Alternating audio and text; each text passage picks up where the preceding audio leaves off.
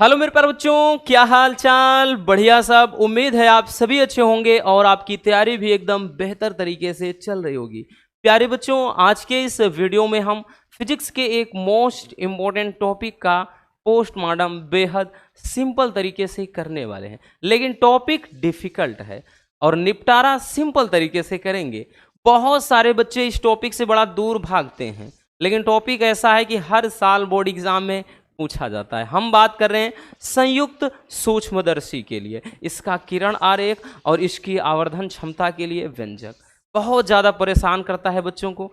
But हम भैया 100% guarantee लेते हैं रसगुल्लों, आज के इस वीडियो को कंप्लीट देख लेना, जिंदगी भर के लिए आपके माइंड में स्टोर हो जाएगा। ये टॉपिक कभी नहीं निकलेगा, दावे के साथ कह रहे हैं। इसलिए अच्छे से आपको साथ हमारा देना है, अच्छे से समझना है, मस्ती में नहीं, क्योंकि टॉपिक हमने बता दिया ना बहुत ही इम्पोर्टेंट है। 5 नंबर है यहाँ से बच्चों, 5 नंबर है, याद रखना। 5 नंबर आपको मिल रहे हैं इस टॉपिक से, ठीक है। संयुक्त सूक्ष्मदर्शी, इसी को बच्चों यौगिक सूक्ष्मदर्शी भी कहा जाता है। 2024 में जो पूछा था यौगिक सूक्ष्मदर्शी करके, ठीक है ना। यौगिक सूक्ष्मदर्शी, यौगिक सूक्ष्मदर्शी। और अक्सर आपने देखा होगा कि इसको बहुत सारे टीचर्स ऐसे हैं भैया, इसको छोड़ देते हैं, करवाते भी नहीं हैं।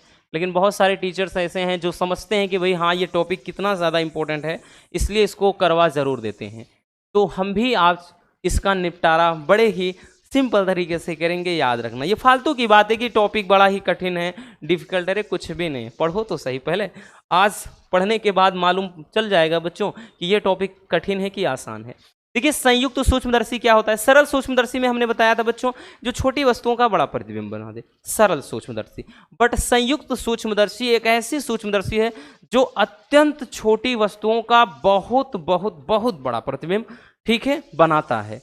तो वो सूक्ष्मदर्शी होता है संयुक्त सूक्ष्मदर्शी। इसमें क्या होता है भैया कि एक जो नली होती है, एक नली की तरफ छोटी फोकस दूरी का और छोटे द्वारक का एक उत्तल लेंस लगाते हैं जिसको अभिदृश्यक बोलते हैं, और दूसरी नली की दूसरी तरफ एक बड़ी फोकस दूरी और बड़े द्वारक का अन्य उत्तल लेंस लगा होता है जिसको नेत्रिका या अभिनेत्र लेंस कहा जाता है, ठीक है ना। चलिए, तो समझ में आ गया, इतना जानना है। अब देखते हैं भैया इसके हम प्रतिबिंब के बनने का प्रोसेस, क्योंकि सबसे प्रमुख है प्रतिबिंब का बनना। प्रतिबिंब का बनना बच्चों सबसे ज्यादा महत्वपूर्ण है भैया, एक प्रतिबिंब का बनना, और जो दूसरा होता है, दूसरा इसके आवर्धन क्षमता के लिए सूत्र। देखिए सबसे पहले हमने क्या किया है, मान लेते हैं ये यूं समझिए एक नली ही है, ठीक, क्योंकि किरण आरेख में भैया तो यही तो बता सकते हैं और पूरा थोड़ी दिखा सकते हैं। और इस पे देखना एक चीज ध्यान दो बच्चों, ये भी पता है कि भैया जो जैसे यहां पे हमने क्या किया, एक छोटी फोकस दूरी का एक उत्तल लेंस रख दिया, ठीक है, एक छोटी फोकस दूरी का उत्तल लेंस रख दिया। और इसके सामने भैया याद रखना, अब देखिए लेंस में दोनों तरफ फोकस होते हैं बच्चों, ठीक है। तो इसको हम मान लेते हैं कि भैया हमने ओ से दर्शा दिया, इसको ओ से दर्शा दिया कि ये क्या है, ओ है, ओ से दर्शा दिया।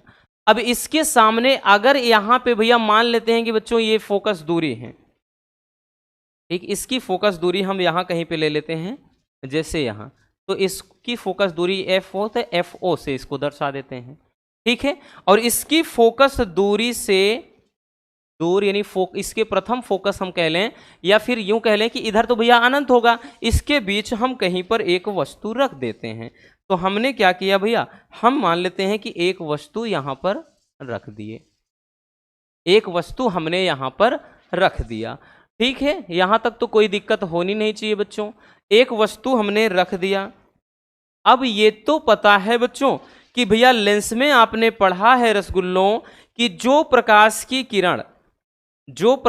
किरण मुख्य अक्ष के समांतर चलती है वो अपवर्तन के बाद द्वितीय फोकस से होकर के जाती है, या इसको F1 मान लेते हैं, इधर F2 मान लेते हैं कहीं पर, जैसे यहां पर कहीं पे है, ठीक है। तो यहां पे हमको नियम वही लगाना है कि जो प्रकाश की किरण मुख्य अक्ष के समांतर चलती है, प्रकाश की किरण जो मुख्य अक्ष के समांतर चलती है बच्चों, वो क्या हो जाती है भैया, द्वितीय तरफ, मतलब दूसरी तरफ द्वितीय फोकस से होकर जा रही है। ठीक है, ये यूं हमने दर्शा दिया। अब एक चीज ये भी पता है बच्चों कि जो प्रकाश की किरण भैया कहां से होकर जाती है, एक मिनट। अब जो प्रकाश की किरण बच्चों प्रकाशिक केंद्र से होकर जाती है, और आपने पढ़ा है कि प्रकाशिक केंद्र से होकर जाने, एक मिनट, ये थोड़ा लाइन ही टेढ़ी हो जा रही है। ठीक है, कि जो प्रकाशिक केंद्र, इसको थोड़ा सही से लाते हैं, सही से लाते हैं। अब जो प्रकाशिक केंद्र से होकर के जाती है बच्चों भैया वो सीधे निकल जाती है, ये भी आपने पढ़ा है। तो ये ऐसे करके आगे बढ़ती हुई चली जाती है। ठीक है, और ये इस तरह से यहाँ पे ये आगे बढ़ रही है। अब इसका प्रतिबिंब अगर आप देखें तो इसका प्रतिबिंब यहां कहीं पर बन रहा है। ठीक है, यहां कहीं पर इसका प्रतिबिंब बच्चों बन सा रहा है। ठीक है, यहां पर कहीं इसका प्रतिबिंब बन रहा है। ठीक, अब मान लेते हैं कि वस्तु क्या है, तो वस्तु है बच्चों ए बी। वस्तु क्या है रसगुल्लों, तो वस्तु ए है, बी है, ए बी। तो इसका प्रतिबिंब क्या कैसा बन जाएगा, तो भैया यहां पे आप देख रहे हैं ए डैश और इसका प्रतिबिंब ए डैश बी डैश बन रहा है। ठीक, इसका प्रतिबिंब ए डैश बी डैश बन जाता है। यहां तक तो कोई दिक्कत नहीं हुई, होनी भी नहीं चाहिए बबुआ, याद रखना कोई दिक्कत होनी भी नहीं चाहिए। अब ये जो प्रतिबिंब होता है, ये जो प्रतिबिंब होता है बच्चों दूसरी तरफ रखे या दूसरी तरफ जो सेट होता है लेंस, उसके लिए क्या कर देगा, वस्तु का काम। ठीक है, तो यहां पर एक अन्य यानी हम बड़ी फोकस दूरी का या बड़े द्वारक का एक अन्य क्या ले लेते हैं बच्चों, एक अन्य उत्तल लेंस ले लेते हैं। तो एक बड़ी फोकस दूरी का हमने ले लिया बच्चों यहां पर लेंस।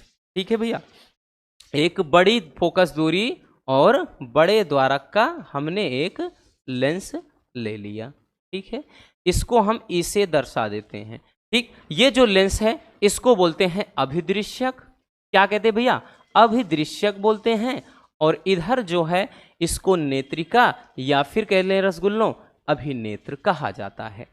अब ध्यान से समझना, यहां तक तो भाई कहानी एकदम क्लियर है। अब ये चीज समझना बच्चों, ये जो प्रतिबिंब बनता है ये इसके सामने बन रहा है। ठीक है, इसके सामने बन रहा है, किसके, नेत्रिका के। तो ये जो नेत्रिका होता है भैया इसको क्या करता है, एक वस्तु के रूप में इसके साथ रिएक्ट करेगा। मतलब ये जो प्रतिबिंब हो जाएगा अब इस नेत्रिका के लिए यानी इस लेंस के लिए आभासी वस्तु का काम कर देगा बच्चों। तो भैया हमको पता है अब इसके सामने ये एक वस्तु का काम कर रहा है। तो जरा ये बताना कि भैया इसमें होता क्या है कि मुख्य अक्ष के समांतर चलने वाली प्रकाश की किरण कहां से होकर के जाती है, तो भैया मुख्य अक्ष के समांतर चलने वाली प्रकाश की किरण दूसरी तरफ, भाई इधर तो देखिए जगह है नहीं, तो दूसरी तरफ बच्चों कहां से होकर जाएगी, एक देखिए दूसरी तरफ जगह है नहीं, तो थोड़ा समझ लेते हैं कि भैया दूसरी तरफ ये क्या है, द्वितीय फोकस से होकर के ऐसे जाएगी। ठीक, इधर हमको पता है। अब उसके बाद एक चीज ये भी आपको मालूम है बच्चों कि जो प्रकाश की किरण भैया कहां से होकर जाती है, जो प्रकाश की किरण प्रकाशिक केंद्र से होकर जाती है वो ऐसे सीधे निकल जाएगी, है ना बच्चों। अब इसी को अगर हम आगे बढ़ा दें, ठीक है, इसी को अगर हम भैया आगे की तरफ बढ़ा दें तो ध्यान से समझना, इसी को अगर हम आगे की तरफ ऐसे बढ़ाते चले आए, ठीक है, थोड़ा टेढ़ी हो रही है, कोऑपरेट करना बच्चों, इसीलिए बोल रहे हैं ना कि अगर जगह की प्रॉब्लम हो जाए ना तो प्रतिबिंब अपने आप फिर थोड़ा उल्टा सीधा बनेगा। ठीक है, यहाँ पर ये यहाँ पर मिल रही हैं, ठीक है, ये ऐसे भी मिलेगी, ये आपका एकदम सही प्रतिबिंब बनेगा। याद रखना बस यहाँ पे थोड़ा जगह की वजह से ऐसा है कि ये प्रतिबिंब थोड़ा आपको दिख रहा होगा कि ये लाइन टेढ़ी है, बाकी ऐसा कुछ नहीं है। प्रतिबिंब भैया इसको हटे क्योंकि ये पीछे की तरफ फैलती चली जाएंगी, आगे ये सिकुड़ती हुई यहाँ पे मिल जाएंगी। ठीक, अब यहाँ भैया जहाँ पे ये मिल जा रही हैं बच्चों, जहाँ पे ये मिल जा रही हैं, मान लेते हैं कि ये कहीं पर, ये तो भैया आपका क्या है, ठीक, ये नली है, तो ये कहाँ पे मिल जाती हैं, जैसे ये यहाँ कहीं पर मिल रही हैं, ये यहाँ कहीं पर मिल रही हैं, ठीक है, यहाँ पर। ठीक, तो यहाँ पे इसका जो प्रतिबिंब बन जाएगा बबुआ, अब जो प्रतिबिंब बन जा रहा है भैया, इसका प्रतिबिंब अब मान लेते हैं कि ए डबल डैश, और उसके बाद यहाँ पर जो प्रतिबिंब बन जा रहा है बी डबल डैश। इतना समझना है, यहाँ तक तो भैया कोई समझौता नहीं। समझ में आया? 1 मिनट भैया पानी पी लें।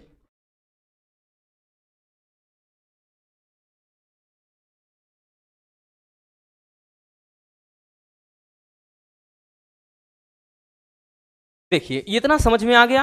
अब प्रोसेस पूरा का पूरा हो गया क्या? प्रतिबिंब बनने का। सबसे पहले हमने क्या किया, एक वस्तु ए बी रखा, अब दृश्यक लेंस द्वारा इसका प्रतिबिंब ए डैश बी डैश बनता है, वास्तविक बनता है, उल्टा बनता है, वस्तु से बड़ा बनता है। फिर आगे लिखना है बच्चों कि यह जो प्रतिबिंब होता है नेत्रिका के लिए आभासी वस्तु का काम करता है बच्चों, तथा इसके द्वारा यानी नेत्रिका के द्वारा इसका बहुत बड़ा प्रतिबिंब A double dash B double dash कैसा बनेगा? एक तो भैया आभासी बनेगा, ठीक है, और सीधा बनेगा। देखिए वस्तु ए बी ऐसी थी, इसका भी प्रतिबिंब तो सीधा बनेगा, और वस्तु से यूं समझना, अब तो ये वस्तु इतनी है भैया, भले ये इसके लिए प्रतिबिंब है लेकिन इस लेंस के लिए ये वस्तु है, तो इसका प्रतिबिंब इतना है, इतना सा प्रतिबिंब बन गया है, तो मतलब आभासी सीधा वस्तु से बहुत बड़ा प्रतिबिंब बन गया। यहां तक तो समझ में आ गया, यहां तक कोई दिक्कत नहीं होनी चाहिए भैया। प्रतिबिंब का बनना आपको लिखना नहीं है, लेकिन आपको थोड़ा समझना, अगर आप लिखना भी चाहते हो, इच्छा है तो लिख लेना रसगुल्लों कि सबसे पहले यही लिखेंगे कि ए बी का वस्तु अभिदृश्यक लेंस द्वारा ए डैश बी डैश आभास मतलब वास्तविक उल्टा वस्तु से बड़ा बनता है। फिर लिखेंगे कि ये प्रतिबिंब नेत्रिका के लिए वस्तु का काम करता है, और इसके द्वारा इसका बहुत बड़ा प्रतिबिंब A double dash B double dash आभासी सीधा वस्तु से बहुत बड़ा बन जाएगा। ठीक है, तो यहां तक तो कहानी समझ में आ गई है ना। अब ये जो आपको 2 किरण दिख रही हैं भैया, इसको भी अगर आप बढ़ाएंगे तो ऐसे, क्योंकि इसी की तरफ भैया नेत्र रखते हैं, इसी की तरफ क्या है, आंखें होती हैं। तो मान लेते हैं जैसे यहाँ पे आंखें हैं, ठीक है, यहाँ पे हैं किसी के नैना, ठीक है, किसी के नैना है। समझ में आया बबुआ? तो याद रखना, तो ये भैया किसी के नैना है, ठीक, और यहाँ पर ये, तो भैया अगर इसी को फिर से अगर ध्यान समझना, इसको भी हम बढ़ाएंगे बच्चों, तो यहाँ पर यही चीज ध्यान देना, यही क्या है, ये भी ऐसे आगे बढ़ते हुए ऐसे यूं यहाँ पर आ जाएगा, और इसको भी वही चीज अगर बढ़ाएंगे तो ये ऐसे यूं करके यहाँ आ जाएगा। सबसे ज्यादा तो बच्चों को दिक्कत होती है किरण आरेख में ही, लेकिन अगर आपने नोटिस किया होगा भैया, तो इसमें हमने क्या कुछ किया है, कुछ इसमें डिफिकल्ट आपको लगा, जो आप लोग बिना मतलब के इतना ज्यादा भैया डर जाते हो कि ये हवा है, अरे कोई तोप नहीं है, बड़ा ही आसान है। हमने क्या बताया कि ए बी द्वारा इसका प्रतिबिंब ए डैश बी डैश वास्तविक उल्टा वस्तु से बड़ा बनता है, फिर ये प्रतिबिंब नेत्रिका के लिए आभासी वस्तु का काम करेगा, और इसके द्वारा यानी नेत्रिका के द्वारा इसका बहुत बड़ा प्रतिबिंब A double dash B double dash आभासी सीधा वस्तु से बहुत बड़ा बनता है। अब बच्चों याद रखना, इसके द्वारा भैया ये मान लेते हैं कि जैसे ये प्रतिबिंब बन रहा है, ठीक है, तो यहां पे यूं कह ले यही भाई प्रतिबिंब है इसका, तो इसके द्वारा जो कोण यहां पर बन जाएगा, तो वो कोण कौन सा होगा, तो ये कोण हो जाएगा बीटा। कौन सा कोण? बीटा, क्योंकि प्रतिबिंब के द्वारा या नेत्र पे बना जो कोण होता है वो क्या हो जाता है, बीटा। तो आंख चाहे यहां दर्शा दें चाहे वहां दर्शा दें, कोई दिक्कत ना, ये बीटा हो जाएगा। फिर उसके बाद हमको पता है जो वस्तु के द्वारा बनता है नेत्र पे कोण वो अल्फा होता है। तो हम डायरेक्टली अब आ जाते हैं भैया आवर्धन क्षमता पे। किस पे? आवर्धन क्षमता। तो आवर्धन क्षमता के लिए अब हम व्यंजक निकालेंगे। आवर्धन क्षमता बराबर, अगर देखें भैया आपने इसके पहले भी देखा है सरल सूक्ष्मदर्शी में, तो m बराबर क्या होता है रसगुल्लों, m बराबर होता है बीटा अपान अल्फा, बीटा अपान अल्फा। तो बीटा तो आप देख रहे हैं, अब कहेंगे अल्फा कहाँ है, तो अल्फा समझिए जैसे ये भैया यहाँ पे मान लेते हैं जैसे ये वस्तु है, ठीक, इसके द्वारा ये नेत्र पे अगर जैसे कोण बन रहा है तो यही अल्फा होता है। इसकी ये जो दूरी होती है ना, स्पष्ट दृष्टि की न्यूनतम दूरी होती है, अभी इसकी जरूरत पड़ेगी बच्चों, ठीक है, तो ये कोण हो जाता है अल्फा। अब वही चीज लिखेंगे भैया, क्या लिखेंगे कि यदि अल्फा व बीटा के मान छोटे हो जाएं, छोटे हो, तो अगर छोटे हो जाते हैं तो ऐसे केसेस में बच्चों जहां अल्फा है वहां tan अल्फा लिखेंगे भैया, और जहां बीटा है रसगुल्लों वहां पे क्या लिखेंगे, tan बीटा, tan बीटा लिखेंगे। तो आपका ये जो फार्मूला है कि m बराबर बीटा अपान अल्फा, तो इसी के स्थान पे अब हम रख देंगे। तो अब हम क्या करेंगे बच्चों, वही चीज लिख देंगे भैया कि m बराबर हो जाएगा tan beta upon tan alpha. Clear, tan beta upon tan alpha. But अब अल्फा और बीटा के मान हमको निकालने होंगे बच्चों। तो अल्फा का जरा देखना बच्चों, जरा देख मेरा दीवानापन। तो देखिएगा बीटा जब निकालेंगे तो tan बीटा, अब देखिए tan थीटा बराबर क्या होता है, क्या होता है, लंब बटे आधार। तो लंब क्या है बच्चों, a डैश b डैश है ना, क्योंकि बीटा वाला बात कर रहा है रसगुल्लों, तो a डैश b डैश लंब बटे आधार। तो इसके लिए आधार क्या है, तो भैया यहां e से a डैश की दूरी, तो a डैश इंटू मतलब e, ये आपका बीटा के बराबर आ गया। तो बीटा का मान a dash b dash upon a dash ई। तो भैया यहां पे हम पुट कर देंगे रसगुल्लों। तो यहां लिखेंगे बच्चों m बराबर, यहां पे हो जाएगा, थोड़ा नीचे लिखते हैं नहीं तो नहीं आएगा, कि m बराबर बीटा के स्थान पे क्या था, a dash b dash, a dash था b डैश है ना, a डैश b डैश अपान क्या था, a डैश ई। तो ये बीटा अपान tan अल्फा के स्थान पे क्या करेंगे, tan अल्फा के स्थान पे क्या करेंगे। अब देखिए अल्फा वस्तु के द्वारा जो नेत्र पर बनता है कोण, तो भैया अगर मान लेते हैं ये पूरा का पूरा, भैया इसको अल्फा अगर हम बना देते हैं तो इसको समझना, तो भैया ये तो आपका लंब क्या है, देखना ये tan अल्फा बराबर लंब तो ए बी ही है, आधार क्या है, तो यहां से यहां तक कि हमने भी बताया था कि भैया ये जो कोण बनता है अल्फा, और ये जो दूरी होती है स्पष्ट दिश की न्यूनतम दूरी होती है, तो ये नीचे का d हो जाएगा। इतना याद रखना बच्चों, ठीक है, इतना याद रखना। तो यहां पर लिख देंगे रसगुल्लों, तो लिखेंगे ए बी अपान नीचे d, इतना हो गया। अब इसको थोड़ा सही से सजा देते हैं। m बराबर भैया देखिए बटे का बटे है, तो यहां पे a dash b dash upon a dash ई हो गया। जब गुणे करेंगे तो बच्चों ये d ऊपर चला जाएगा भैया, और नीचे क्या आ जाएगा, a b आ जाएगा। अब कहानी यहीं से शुरू होती है। अब देखिएगा बच्चों, अगर आप देखें भैया, अब इसको थोड़ा हम अगर और सही से लिख दें तो m बराबर क्या हो जाएगा भैया, a डैश b डैश अपान, इसको देखिए इसके नीचे लिख लेते हैं ए बी, और यहां पर भैया आपका ये डी है और इसके नीचे ए डैश ई। ऐसे लिखने में कोई दिक्कत है नहीं, कोई दिक्कत हुई नहीं, क्योंकि है वही चीज बच्चों। ठीक, अब इसको हमने किसी मतलब से लिखा है, अभी हम बता रहे हैं। ठीक है, अब एक चीज ध्यान समझना, अब इस फिगर में जरा देखो, इस फिगर में जरा गौर से समझना, अब यही सब कुछ है। देखिए हमने क्या बताया, जैसे यहां पे भैया इसके लिए फोकस दूरी जैसे यहां पे कहीं है तो एफ ही हो जाएगा, बट इसके लिए एफ ओ था। तो अब यहां पे अगर थोड़ा गौर से देखें तो ये बच्चों क्या है, ये यहां से यहां तक की दूरी क्या होती है, क्या होती है, वस्तु की दूरी। तो बच्चों यहां से वस्तु से ये भैया लेंस की दूरी, तो वस्तु की दूरी इसको u जीरो से लिख सकते हैं, या यू ओ से, जिसको भी चाहे ओ माने चाहे यू, मतलब जीरो, तो यहां पे यू ओ या यू जीरो, इतना हो गया वस्तु की दूरी। अब इसके द्वारा बच्चों प्रतिबिंब कहां बन रहा है, तो प्रतिबिंब यहां बन रहा है। तो भैया इसके लिए बच्चों ये प्रतिबिंब की दूरी, प्रतिबिंब v से होता है तो v जीरो लिखेंगे। क्यों बच्चों, क्योंकि जीरो इसलिए क्योंकि भैया विदृश्यक के द्वारा बन रहा है। अब यहां पे समझना, ये प्रतिबिंब बच्चों क्या है, इसके लिए वस्तु का काम कर रहा है। अब तो इसकी यहां से वस्तु की दूरी क्या हो जाएगी, तो ये हो जाएगी भैया यू ई हो जाएगी रसगुल्लों। अब इसी तरह से इसके द्वारा जो प्रतिबिंब बन रहा है, ये यूं इतना सा लंबा बन रहा है, तो भैया ये यहां से दूरी देखेंगे तो ये वी ई हो जाएगी। ई क्या है, नेत्रिका को दर्शा रहा है, ई नेत्रिका को दर्शा रहा है, इससे दूरी इतना। तो ये दूरी समझ में आ गई ना, दूरी समझ में आ गई, बस कहानी खत्म। देखिए अब इसको हम लिखते हैं भैया, अब इसको हम लिखेंगे, अगर देखें आपने एक फार्मूला पढ़ा है, लिखेंगे कि रेखीय आवर्धन से, रेखीय आवर्धन से, तो रेखीय आवर्धन का फार्मूला आपने एक पढ़ा होगा, क्या होता है, रेखीय आवर्धन का फार्मूला होता है बच्चों आई अपान ओ बराबर वी अपान यू होता है। आई अपान ओ बराबर वी अपान यू होता है।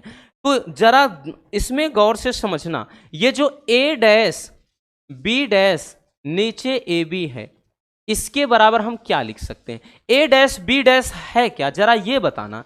ए डैश बी डैश है क्या? तो ये प्रतिबिंब है, यानी आई के बराबर है। और उसके बाद भैया नीचे क्या है? ए बी है। ए बी क्या है रसगुल्लों? तो ए बी क्या है? तो ये वस्तु है। ए बी क्या है? वस्तु है। तो कहीं ना कहीं तो ये जो आपका आई अपान ओ होता है, इसके स्थान पे आई अपान ओ, यानी हम इसके स्थान पे ये चीज पूरा रख सकते हैं। ठीक है, इसके स्थान पे ये रख सकते हैं। समझ में आया? लेकिन अब लिखेंगे तो कैसे लिखेंगे बच्चों? तो इसके स्थान पे हमने बताया ना, अब आप directly A dash B dash upon A B इसके बराबर रख सकते हैं यू। ठीक, अब यू क्या है जरा समझना। ए डैश बी डैश वाली बात कर रहा है, तो इसके लिए भैया प्रतिबिंब बन रहा है वी जीरो बन रहा है। तो यहां पे प्रतिबिंब हो जाएगा भैया वी जीरो। और नीचे क्या हो जाएगा बच्चों? नीचे ए बी है। ए बी क्या है भैया? ये वस्तु है, इसके लिए यू जीरो हो गया। तो इसके लिए हम रख देंगे यहां पे यू जीरो। ठीक है, ध्यान से समझना, यही तो समझना है। अब उसके बाद ए डैश ई क्या है? ये ए डैश ई क्या है? ये ए डैश ई क्या है बच्चों? जरा देखिएगा, ए डैश ई क्या है? तो ए डैश ई इसके लिए भैया ये वस्तु का काम कर रहा है, तो ये क्या हो जाएगा? यू ई हो जाएगा। लेकिन इसको अगर चिन्ह परिपाटी के साथ देखें तो बच्चों प्रतिबिंब बन रहा है इस तरफ बनता है तो धनात्मक, इधर होता है वस्तु रखा जाता है तो ये क्या होता है? ऋणात्मक। तो ये चीज बच्चों प्लस में हो जाएगा, ये चीज माइनस में, और ये भी माइनस में हो जाएगा। ठीक है, तो अब हम यहां से लिखेंगे डायरेक्टली कि m बराबर इसके पूरे के स्थान पे हम लिख सकते हैं बच्चों v जीरो अपान माइनस का u जीरो। ठीक है, माइनस का क्या हो जाएगा भैया? माइनस का u जीरो। और यहां पे गुणे करके ये d तो आपका है ही, लेकिन भैया चिन्ह परिपाटी लेकर चलेंगे तो माइनस का हो जाएगा। और नीचे a डैश ई क्या है? माइनस का u ई है ही। ठीक है, ये माइनस से माइनस कट गया, तो m बराबर क्या आ गया बच्चों? m बराबर आ गया माइनस का v जीरो अपान u जीरो, और कोष्टक में भैया d अपान u डी आ गया। ये इतना आ गया। ठीक है, अगर देखिए यहां से एक और फार्मूला बन जाता है m बराबर, ये पूरा o वाला जीरो वाला है या o वाला है, तो यहाँ पे mo हो गया, क्योंकि ये भैया पूरा अभिदृश्यक के लिए है। ये हो जाएगा किसके लिए? me नेत्रिका के लिए। तो एक फार्मूला कभी कभार याद रखना, ये भी पूछा जाता है, तो ये यहीं से आ गया। तो मेन आपका बच्चों ये, अब यहाँ पर हम कुछ कंडीशंस लगाएंगे।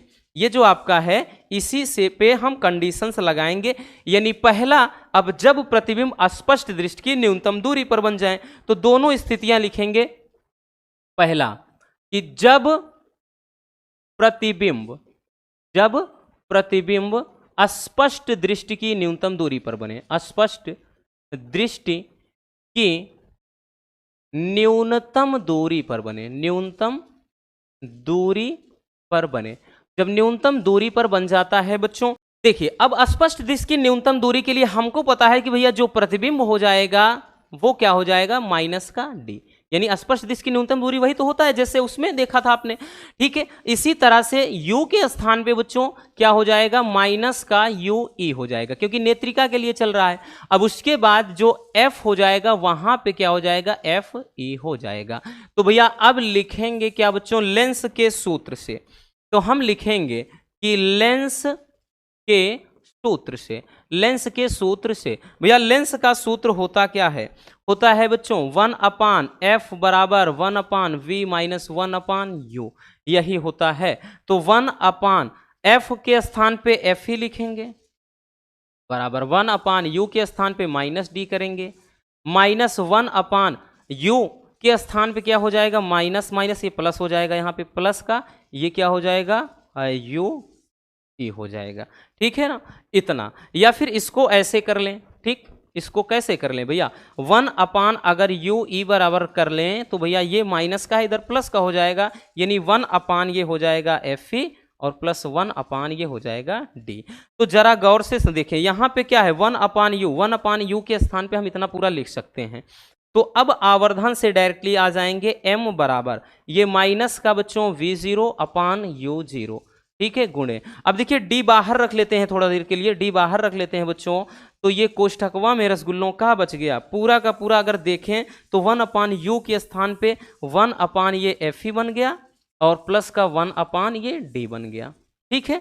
अब वही चीज बच्चों की d का अंदर हम क्या कर देंगे, गुणा कर देंगे, d का अंदर हम गुणा कर देंगे। तो गुणा जब करेंगे भैया क्या बन जाएगा, ध्यान से समझना, ये हो जाएगा कि m बराबर, ठीक, m बराबर हो जाएगा माइनस का v0 अपान u0 और गुणे में ऊपर हो जाएगा भैया d अपान, देखिए क्योंकि यहां पे गुणा हो रहा है ना बच्चों, तो d upon F E, D अपान डी, ठीक है। तो वही चीज हो जाएगा d अपान एफ ई और प्लस का d अपान ये हो जाएगा d, ठीक। तो भैया d से d कैंसिल हो गया, तो m बराबर क्या आया, माइनस का v0 अपान u0, ठीक है। और यहां पे गुणे में भैया क्या बच गया, ये d अपान एफ ही बच गया और यहाँ पे प्लस 1 हो गया। तो इसको थोड़ा एकदम सही से सजा के लिख देते हैं, m बराबर माइनस का v0 अपान u0 और कोष्ठक में भैया 1 प्लस d अपान f, ठीक है।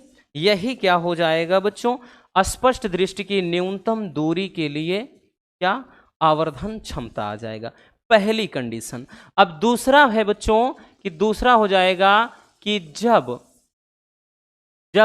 प्रतिबिंब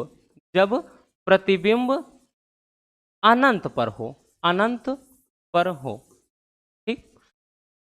देखिए अब अनंत पर कब बनता है, तो आपने पढ़ा है, इसके पहले वाले में भी बताया है कि जब भैया अगर प्रतिबिंब अनंत पर बन रहा है तो इसका मतलब वस्तु का है कहां पर रखी होती है, फोकस पर। तो ऐसे केसेस में बच्चों हम यूं कह सकते हैं कि भैया यू ई बराबर क्या हो जाएगा, एफ ई, केवल इतना समझना है, ठीक है, जब अनंत पर बनता है। तो ऐसे केसेस में ये फार्मूला जरा गौर से देखना, फार्मूला क्या था, m बराबर माइनस v0 अपान u0 d अपान u ई। तो यही फार्मूला डायरेक्टली यहां पे हम लिखेंगे बच्चों, तो यहां पे लिखेंगे आवर्धन, तो m बराबर माइनस का v0 अपान u0, अब उसके बाद ये गुणे क्या हो जाए या नॉट पढ़ सकते हैं, ठीक, d अपान एफ ई, क्योंकि इसके स्थान पे अब एफ ई। तो यही क्या हो जाएगा, आवर्धन क्षमता के लिए सूत्र हो जाएगा, कब, जब प्रतिबिंब अनंत पर बनता है, ठीक है ना। कोई दिक्कत नहीं बच्चों, बड़ा ही आसान सा है, कुछ प्रॉब्लम हुई नहीं ना, तो बिना मतलब के हल्ला मचाते हो और कुछ भी नहीं। तो ये हो जाएगा भैया, फिर से समझ लेना प्रतिबिंब बनने का प्रोसेस, कि हमने बताया कि जब वस्तु ए बी क्या है विदृश्यक लेंस के सामने रखी होती है तो इसका प्रतिबिंब वास्तविक उल्टा वस्तु से बड़ा ए डैश बी डैश बनता है। फिर क्या होता है, ए डैश बी डैश ये नेत्रिका के लिए आभासी वस्तु का काम करता है और इसके द्वारा यानी नेत्रिका के द्वारा इसका बहुत बड़ा प्रतिबिंब A double dash B double dash आभासी सीधा वस्तु से यानी बहुत बड़ा बनता है, ये तो बता दिया, ठीक है। फिर उसके बाद आवर्धन के लिए हमने निकाल दिया भैया, बाकी कुछ नहीं है इसमें। चलिए जल्दी से स्क्रीनशॉट कर लीजिए, हो गया बच्चों। आगे इतना भी कर लेना भैया, हो गया बबुआ, चलिए इसको भी कर लीजिए, हो गया। तो बस आज के इस वीडियो में इतना ही। उम्मीद है मेरे प्यारे रसगुल्लों को ये टॉपिक अच्छे से समझ में आ गया होगा। नहीं भी आया है, एक बार, दो बार, 3 बार वीडियो के देख लीजिए। जितनी बार भैया आप क्या है इसको बार बार देखेंगे उतना ही ज़्यादा ये आपके माइंड में स्टोर हो जाएगा। मिलते हैं किसी और शानदार टॉपिक के साथ। अगर वीडियो पसंद आई हो तो लाइक करके जाना भैया, और नए हैं तो चैनल को सब्सक्राइब जरूर कर लीजिए, ताकि ऐसे मज़ेदार टॉपिक आप तक रेगुलर पहुंचते रहें और आप भी 90+ छोड़ पाएँ। Love you, bye bye, take care. और हाँ, एक प्यारा सा कमेंट बॉक्स में करना बिल्कुल मत भूलिएगा।